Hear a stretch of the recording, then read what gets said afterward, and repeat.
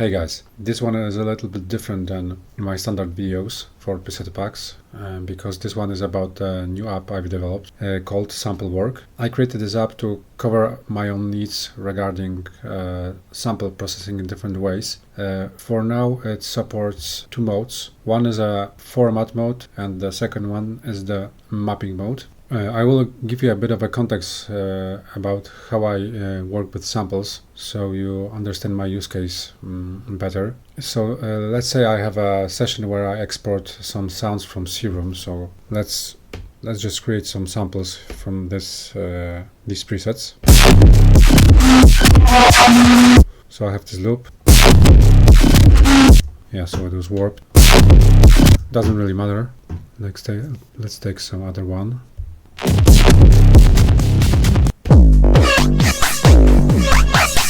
Maybe something else. What do I have here? Maybe something from the inbox.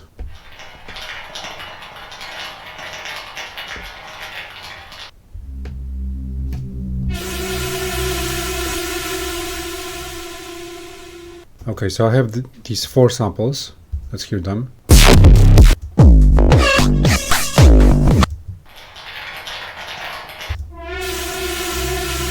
Okay, so normally when I work with samples and I want to create a sample pack from them, I do this. I just usually I consolidate them to maximize the volume and samples.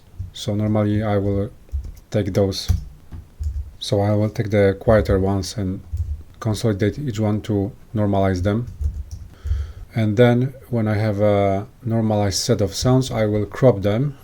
I do this because they land in the separate folder in the Ableton project, so I have the exact amount of samples I want without mixing them with any other samples from the session. Then I will take those samples from that folder and move them to an external folder. Let's create a folder here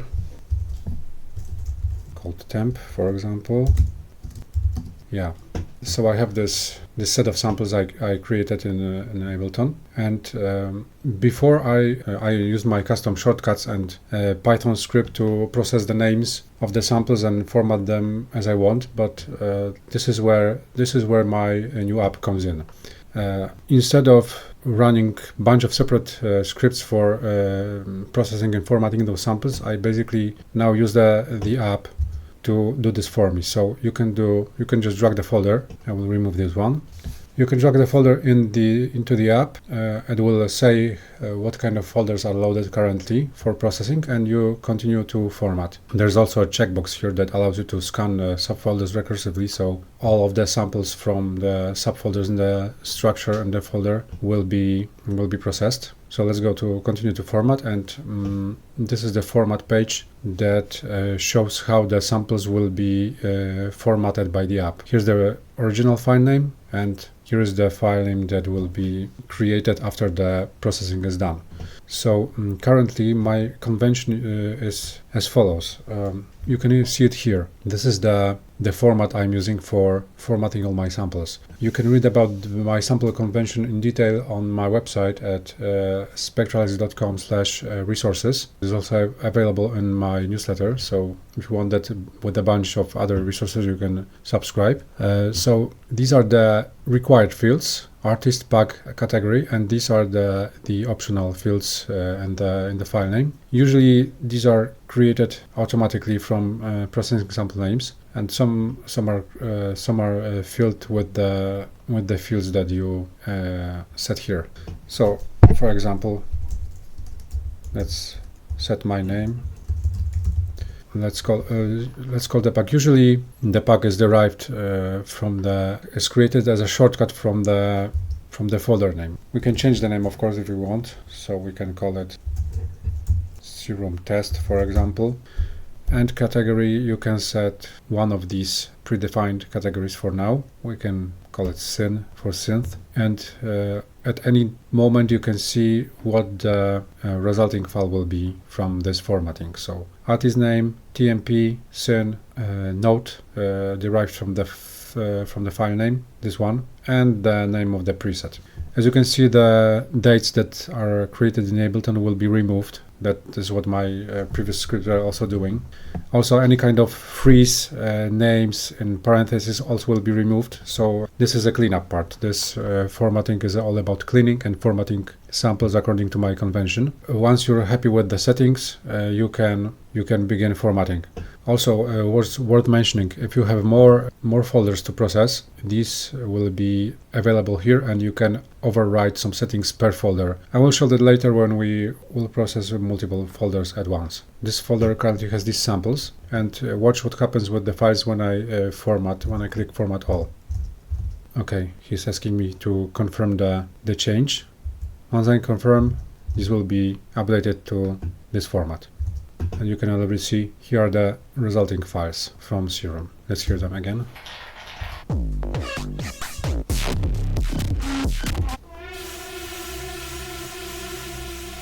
That's how I format all my samples now. Once I have the sample pack in this format, it's ready to be distributed either on my store or to be used in future sound design sessions with sample-based presets. So that's the first mode format. Now I will show you the mapping mode. We can initialize the state of the app here, so any kind of imported folders are removed, and any kind of settings in the app are also reset to their default values. Okay, so let's explore mapping mode now. So what this does is basically this creates SFZ files using various modes. SFZ file is essentially a text file that tells the instrument sampler how to map the sounds across the keyboard and which sounds should be triggered for specific notes and velocities. It defines round robins, looping regions, and of course much more options. This section does exactly that.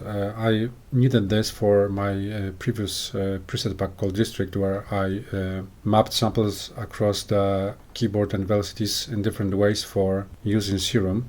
Serum has a multi-sample source now that allows you to import SFZ files. So this is a programmatic way of creating various mappings very easily and quickly in different ways. So I will give you a quick tour about how this works and show you how those mappings work in Serum. So for now, the app offers a couple of modes for mapping. I have more modes planned for this app, but for now I'm using these 8 modes. I won't be explaining them all in detail. This will be covered by the manual, but we'll quickly give you some basic info about those. So for example, linear is I guess it's a most basic mode here, where each sample is mapped to exactly one key. So this is useful for creating so-called menus, where you have each sample on one key and you can combine those samples in different ways. So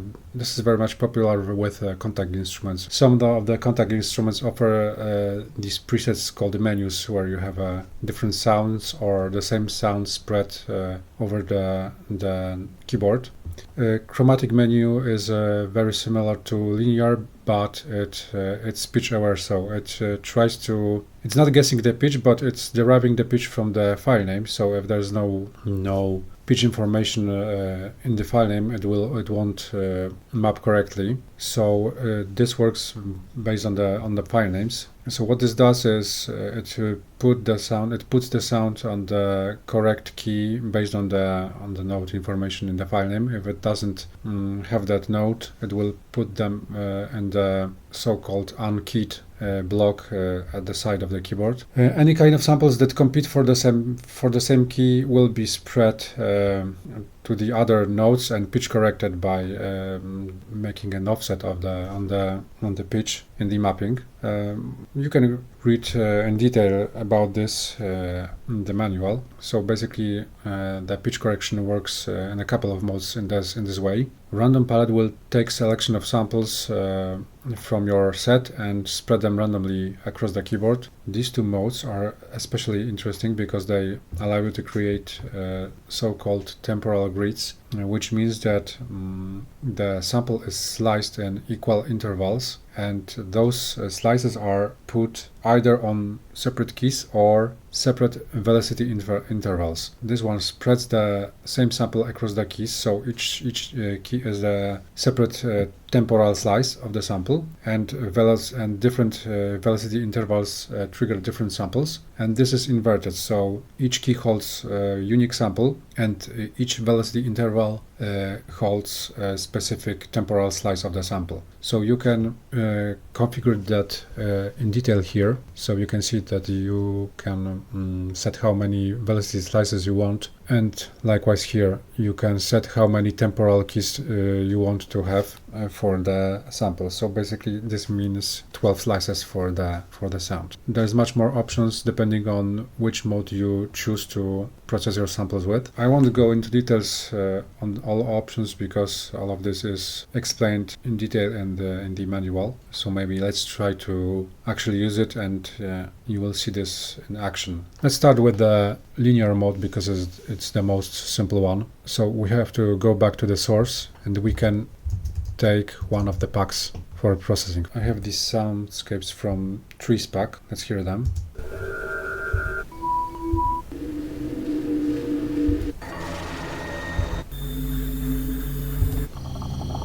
There are 50 samples here, so let's drag it here. Okay, let's go with the linear mode now. So you can see here the mapping scope is this single pack. We can have more.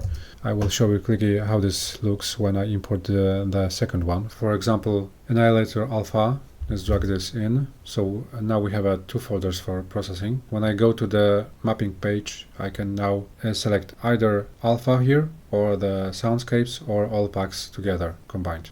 For now, let's just process soundscapes and create that linear mode SFZ file. So in the next step, you can use the options to customize the processing, but for now we will skip this and go straight to generate section. Here you have some summary, what is the mode, what's the source, what's the output style, because you can have one SFZ file or multiple SFZ files depending on the mode. The output file of the output path for the mapping file, we can change that, and we actually will change this. So now we have updated the output path, and this is the file name, suggested file name that will be created for this mapping. We can change it if we want. I will leave it like this, and now when I hit generate, I will show you what will happen in the folder here. All written successfully, and we have a SFZ file for this linear mode. So now let's drag that into Serum, and you will see how this looks. You can see now that we have all those 50 samples spread across the keyboard. One sample occupies exactly one key. Let's play them. Serum actually starts lower than what's defined in the SFZ file. So we mapped the samples from C1, but they start from C0, and I play them on my controller. So you hear exactly the same sounds that we had previously when I played them in Finder. So what's cool about that mode, it's especially useful for these kind of atmospheric sounds. You can combine them now. Also worth mentioning that these are velocity sensitive now, but you can override the velocity sensitivity here.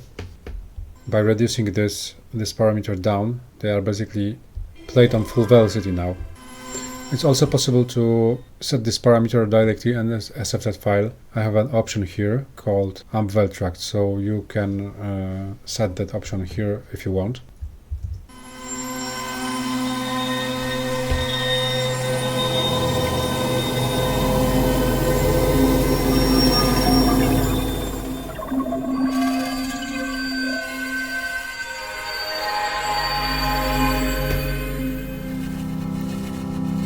And just with that simple SFZ file, you have this kind of playable palette,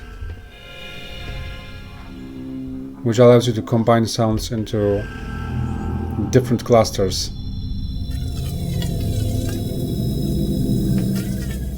So that's the linear mode. Very simple, but very effective. I will now show you those 2 modes. let's initialize the preset here, set to multisample, and now let's go back to the Samplework. Let's initialize the app, and now we will use this Temporal Grid Inverted mode. For the Annihilator Alpha sample pack, these are synthetic loops. Let's hear them.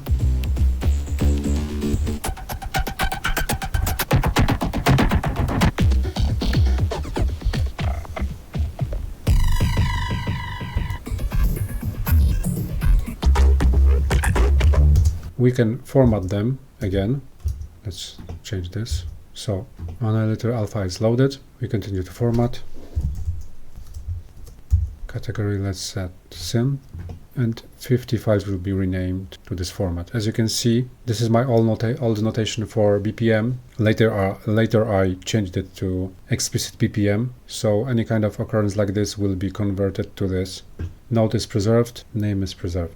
Yes, samples are formatted now. We can go to mapping mode. Temporal Grid Inverted is selected, correct pack is selected. Let's go to the next step. And here we can set how many slices we want in those samples. I usually set 8 or 60 because these kind of intervals are fit into the synced sounds. So if you have 8 notes or 16 notes, these kind of slices will land exactly at correct timing frames in the audio file. So maybe let's use 8 for now, and we'll see how this sounds. And the rest of the options we'll leave as they are. You can set the looping mode in each sample or here. So these are, for this mode, these are always looped, and you can set how do you want to loop them. Let's leave forward looping and let's leave crossfade as is. Let's go to the next step. Mapping, this kind of file will be created. Generate, and we have a new file in mapping folder now. This one, let's import that to Serum. And you can see here that you have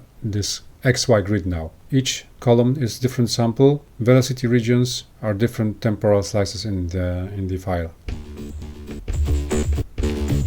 Same loop, but different slices. Hear that?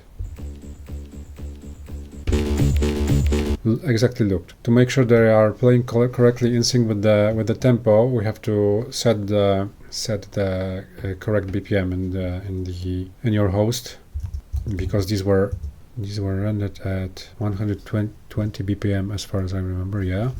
So let's keep this. I will later show you a trick to be able to mask the differences between different tempos, but let's use this for now.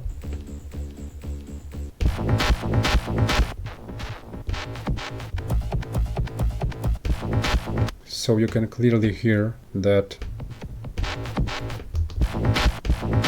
we play different slices from the same sound. We can also remove that velocity track, so every slice plays the same volume.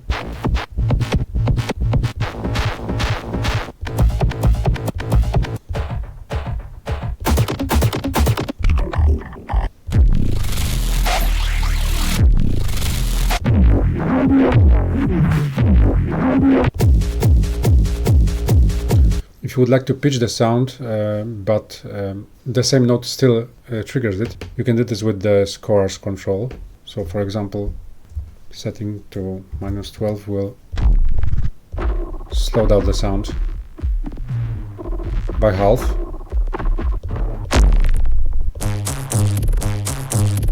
But still the same sample will be triggered. Let's leave normal setting for now.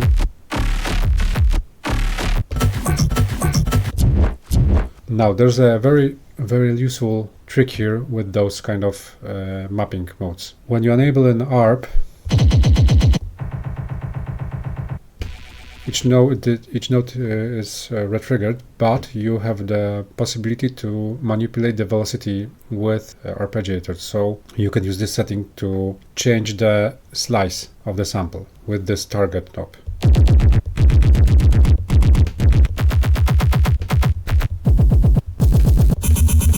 We can reduce the rate here.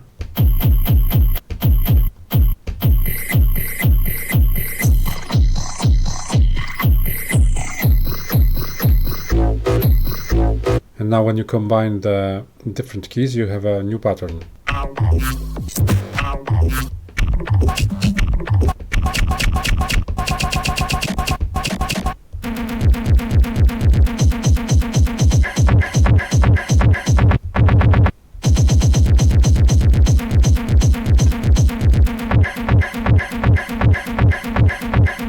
apply an envelope to make this more dynamic.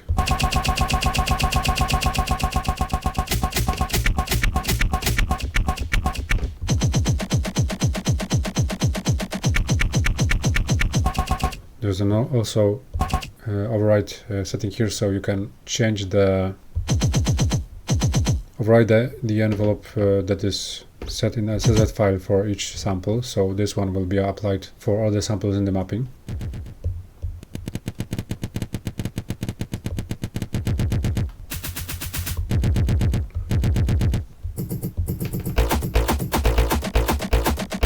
I will actually show you the preset that I made for this kind of mapping that will demonstrate this better. Let's re-import the mapping file.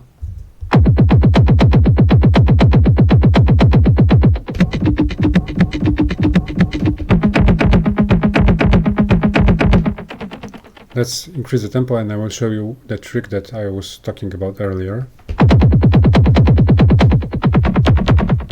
So what I do to mask the tempo differences is to apply the LFOs on the volume and filter, and this masks the weird rhythmic artifacts that occur when you play the samples that were originally created with different tempo that the tempo that you are currently using in your session.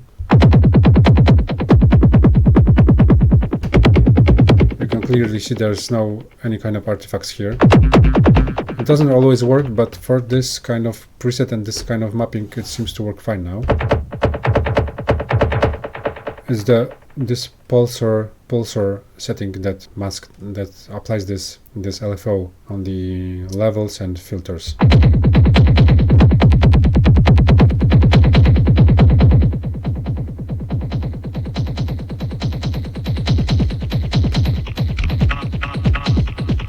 I'm now playing different keys, so Arpeggiator naturally jumps between notes. Let's slow it down.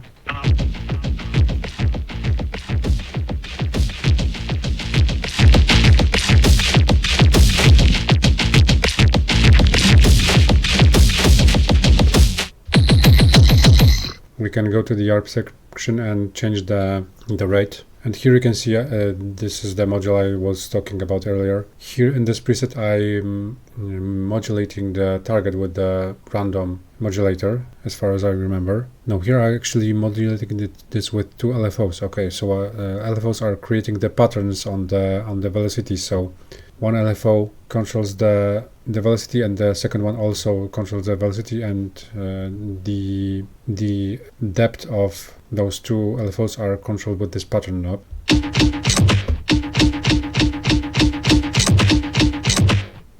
And here's actually the effect I was talking about earlier. So the timing of the sample is different than the tempo,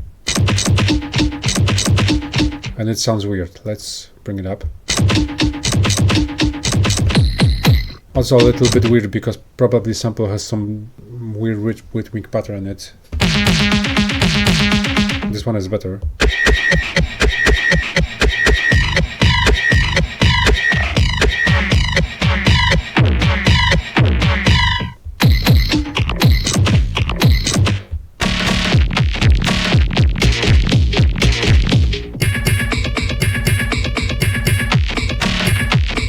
We can take the other preset from the district pack. Let's re-import the SFZ file.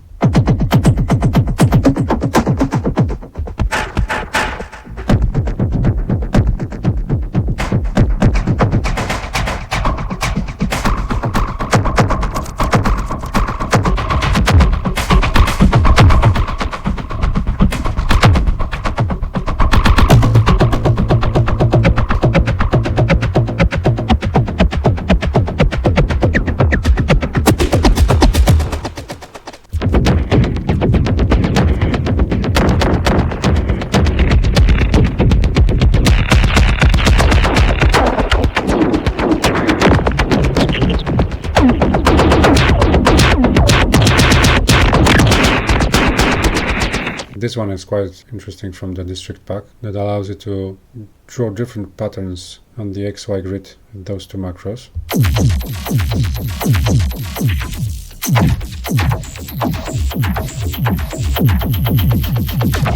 And therefore you can trigger different samples from the map in various ways, and this allows you to create a lot of various interesting rhythms from your samples.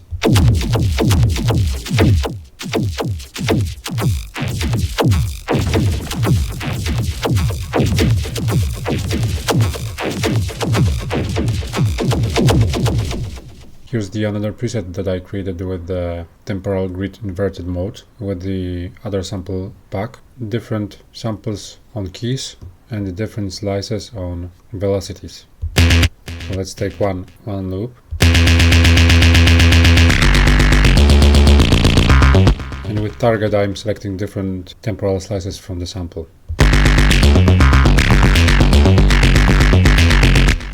It's really cool to remixing your loops, existing rhythmic material like that. It's super fun to just combine different keys and create new rhythms. Serum also has these cool settings and in the ARP section, so they allow you to create even more intricate rhythms like that. So just with one key, it's shifting through the different keys.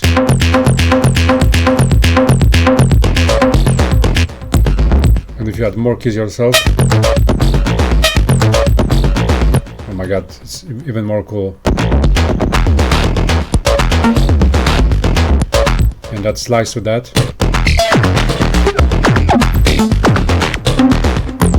So basically infinite rhythms. Let's make one last demonstration here.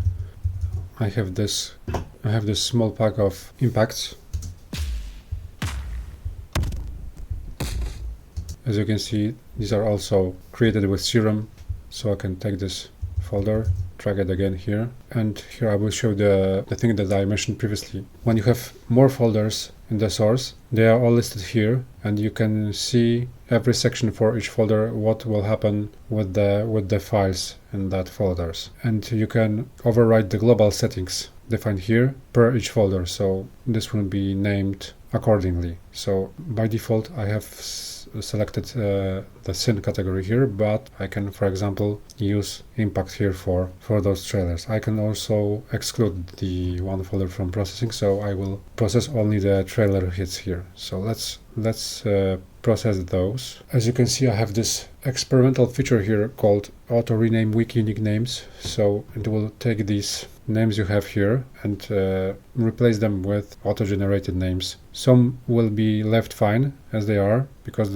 these were okay, but the other names like this D4 or D90 will be renamed with some randomly generated names for you. If you don't like naming the files, you can use this kind of feature, and then we can format the pack. All are now properly renamed, and we can now map them with the other folder. For example, we can take previously formatted trees soundscapes, go to mapping. For now I cannot select the specific folders from this set, but I can only select one or all. So for now we will remove the alpha pack from this set, go back to mapping, and now you can map all the samples from all the folders that you have in source into one SFZ file. So in this way you can create, for example, you can create the menus that combines a couple different packs in one mapping. So you have, for example, hits, like in this case, combined with some atmospheric sounds. We can go to the next step. We can call it like we want. Go to the mapping folder, hits and escapes, and now let's drag those into Serum. And now you can see the first 4 nodes are those impacts from the trailer hits sample pack, and the rest are soundscapes from trees pack. So in this way you can combine different sample packs into one mapping, so we can explore different combinations of sounds in this way. Okay, this concludes this tutorial about Samplework. I will be adding more modes to this mapping section, and also has some preliminary audio processing implemented for the included sources, so things like trimming silence for now and normalization, but it's still in the testing phase, so for now it's not included with the app. It might be that I will implement some additional workflows here in this section. For now I have only those two, format and mapping, and we'll see what comes next. Okay, I hope you enjoyed this and find this inspiring. See you in the next one.